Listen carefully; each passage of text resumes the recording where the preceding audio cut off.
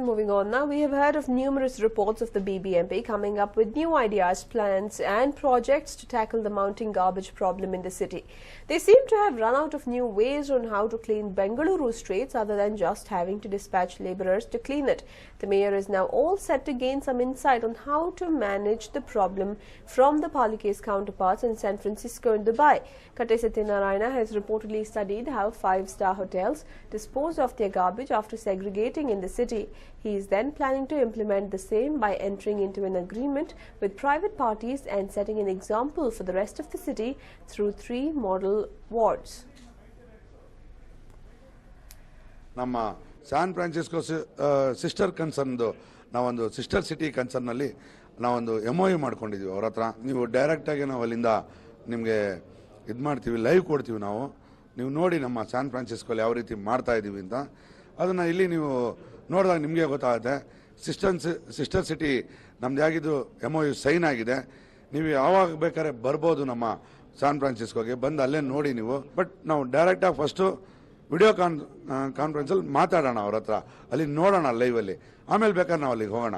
ಅದು ನಮ್ಮ ಬೆಂಗಳೂರಿಗೆ ಹೆಲ್ಪ್ ಆಗುತ್ತೆ ಅಂದರೆ ಖಂಡಿತ ಅದಕ್ಕೆ ಆಮೇಲೆ ಮುಂದೆ ಹೆಜ್ಜೆ ಇಡ್ತೀವಿ ಅದಕ್ಕೆ. Well, my colleague Bansi joins us with more details on this. Well, Bansi, the BBMP going on foreign shores to look for better ideas. Will it really work for Bengaluru though? Well, we seem to have lost my colleague Bansi there, but we will try and get him back on the phone line. But there we have it in the backdrop of the garbage issue coming up again, with villagers in Mandur refusing to let garbage trucks dump the waste in their village. Looks like the mayor has decided to turn to foreign shores for better ideas. It is said that San Francisco and Dubai have been efficiently segregating and disposing their garbage. My colleague Bansi joins us back on the line. Well, Bansi, will this idea really flourish in Bengaluru? Well, this is something that the city has been doing for many years now, that is disposing garbage. And we have enough and more technological inputs available even locally about garbage disposal, which include incineration, which has been widely discussed, widely debated, even by the civic authorities. Number 2, they have also discussed the issue of waste segregation at source. Even that has been discussed threadbare. So now the latest suggestion is that they are seeking help from US, that is from the city of San Francisco.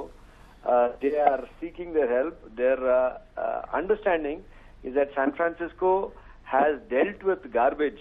Both San Francisco and Dubai, both have dealt with garbage in an inspiring way. So therefore, they are seeking to learn a few lessons from them on waste disposal.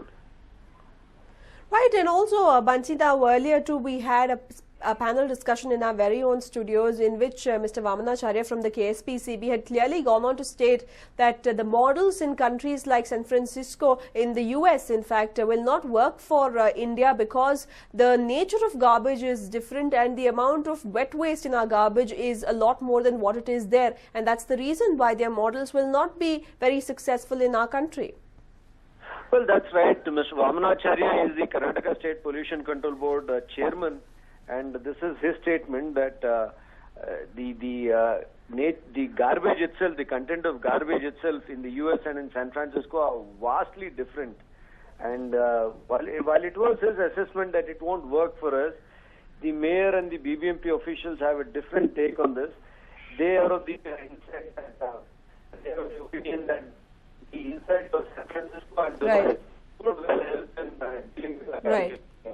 Right, Bansi. Thank you for joining us with all those details. Well, there we have it. In the backdrop of the problem arising again, we see Kattai Satyanarayana, the mayor, turning to foreign shores. But will it really work for Bengaluru?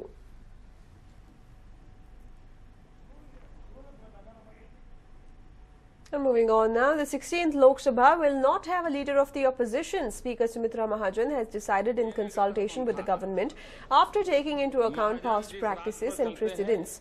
According to Parliament rules, the biggest opposition party in the House has to have at least 10% of the total strength of the Lok Sabha or 55 seats to be eligible for the post of Leader of the Opposition.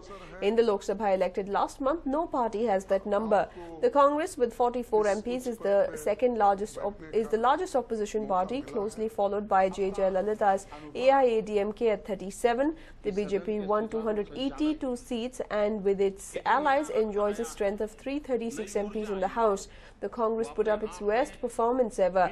The BJP-led government of Narendra Modi had earlier said that it would study precedents to decide whether or not to allow the Congress the post of Leader of the Opposition. There was no Leader of the Opposition in the Lok Sabha during the Prime Ministerships of Jawaharlal Nehru and Rajiv Gandhi when the Congress enjoyed a brute majority in the Lok Sabha and the opposition space had shrunk considerably.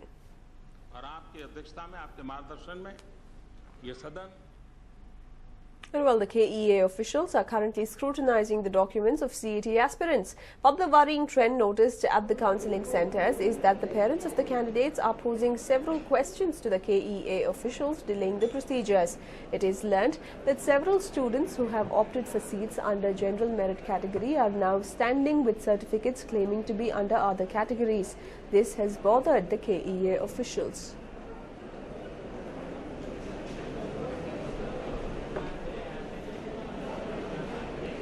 In fact, the KEA officials are currently scrutinizing the documents of CET aspirants. But the worrying trend noticed at the counselling centres is that parents of the candidates are posing several questions to the officials, delaying the procedures.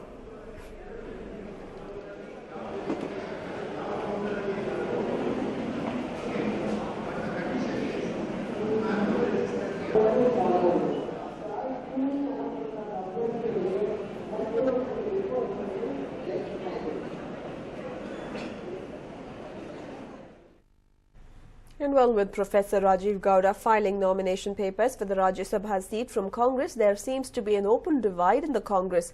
Senior Congress leader G. Parameshwar has said that it was not right to snub senior leader S.M. Krishna and that it was completely the High Command's decision to field Professor Rajiv Gowda. S.M. Krishna ಅವರ ಬಗ್ಗೆ ನಾನು ಅಪಾರವಾದ ಗೌರವವನ್ನು ಇಟ್ಕೊಂಡಿರ್ತಕ್ಕಂಥವನು. ಕಾಂಗ್ರೆಸ್ ಪಕ್ಷದಲ್ಲಿ ಅವರು ಬಹುಶಃ ಬಹಳ ಮಹತ್ತರವಾದ ಸೇವೆಯನ್ನು ಮಾಡಿರ್ತಕ್ಕಂಥದ್ದು. ಈ ರಾಜ್ಯದ ಮುಖ್ಯಮಂತ್ರಿಗಳಾಗಿ ಕರ್ನಾಟಕವನ್ನ ಇಡೀ ದೇಶದಲ್ಲಿ ಮೊದಲನೇ ಸ್ಥಾನಕ್ಕೆ ತೆಗೆದುಕೊಂಡು ಹೋಗಿದ್ದಾರೆ ಮತ್ತು ಇನ್ಫಾರ್ಮೇಷನ್ ಟೆಕ್ನಾಲಜಿಯಲ್ಲಿ ಇಡೀ ವಿಶ್ವಕ್ಕೆ ಕರ್ನಾಟಕವನ್ನ ಬೆಂಗಳೂರನ್ನ ಪರಿಚಯ ಮಾಡಿಕೊಟ್ಟಂತವರು. ಅನೇಕ ಒಳ್ಳೆಯ ಅಭಿವೃದ್ಧಿ ಕೆಲಸಗಳನ್ನ ಯೋಜನೆಗಳನ್ನು ಮಾಡಿದಂತವರು. ಅವರಿಗೆ ಇವತ್ತು ಬಹುಶಃ ಏನು ರಾಜ್ಯಸಭೆಗೆ ಅವರನ್ನು ಪುನರ್ ನೇಮಕ ಮಾಡಲಿಲ್ಲ. ನನಗೂ ಕೂಡ ಬಹಳಷ್ಟು ನೋವಾಗಿದೆ. ಆದರೆ ಇದು ಕಾಂಗ್ರೆಸ್ ಪಕ್ಷದಲ್ಲಿ ನಮ್ಮ ವರಿಷ್ಠರು ಏನು ತೀರ್ಮಾನ ಮಾಡ್ತಾರೆ, ಹೈಕಮಾಂಡ್ ಏನು ತೀರ್ಮಾನ ಮಾಡ್ತಾರೆ, ಅದಕ್ಕೆ ನಾವು ಗೌರವವನ್ನು ಕೊಡ್ತೇವೆ. ಆದರೂ ಕೂಡ ಕೃಷ್ಣ ಅವರ ಬಗ್ಗೆ ಮತ್ತೆ ಅವರನ್ನ ನಾಮನಿರ್ದೇಶನ ಮಾಡದೇ ಇರತಕ್ಕಂಥದ್ದು ನನಗೆ ವೈಯಕ್ತಿಕವಾಗಿ ಬಹಳ ನೋವನ್ನು ಮಾಡಿದೆ.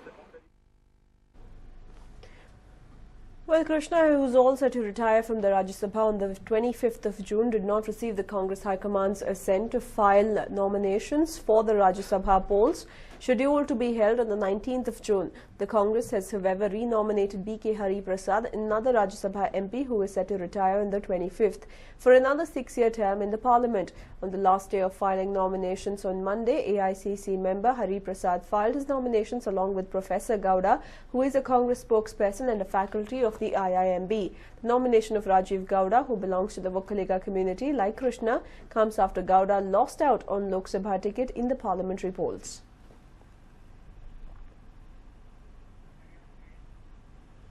Moving on now, Housing Minister Ambarish has been in the centre of a controversy ever since his involvement in Muda scam came to light. But Ambarish has always claimed that he had gifted the property and not made money from it. However, documents pertaining to Ambarish's site allocated by Muda have a different story to narrate. In 1999, when Ambarish was the Lok Sabha member, he had taken possession of the site from Muda. To get the site, Ambarish had in fact stated that he is not in possession of a house and that his annual income was just 80,000 rupees. Once in possession of the land with survey number 917, he divided the 50 by 80 property into two halves.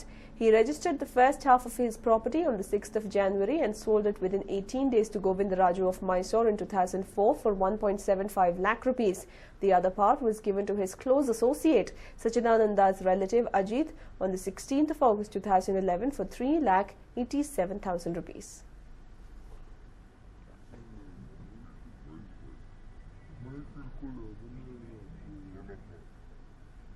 ಯಾವುದೇ ನಿವೇಶನಗಳನ್ನು ಎರಡು ಭಾಗ ಮಾಡಲಿಕ್ಕೆ ಸಾಧ್ಯತೆ ಇಲ್ಲ. ಎರಡು ಭಾಗ ಮಾಡಬೇಕು ಅಂತ ಹೇಳಿದ್ರೆ ಅದಕ್ಕೊಂದು ರೂಲ್ ಇದೆ. ಮಿನಿಮಮ್ 56 ಮೀಟರ್ ಇರುವ ರೀತಿಯಲ್ಲಿ ಮಾಡ್ಕೋಬೇಕು ಅಂತಿದೆ. ಅದು ಪರ್ಮಿಷನ್ ತಗೊಂಡೇ ಮಾಡಬೇಕು. ಅದು ಪರ್ಮಿಷನ್ ಇಲ್ಲದೆ ಮಾಡಲಿಕ್ಕಿಲ್ಲ. Well, that was the Muda Commissioner going on to highlight the discrepancies and had even gone on to highlight these irregularities in his report that he had filed and indicted Ambarish. But however, Ambarish has tried to clarify his stand, saying that the land was gifted to him and that he has not committed anything wrong.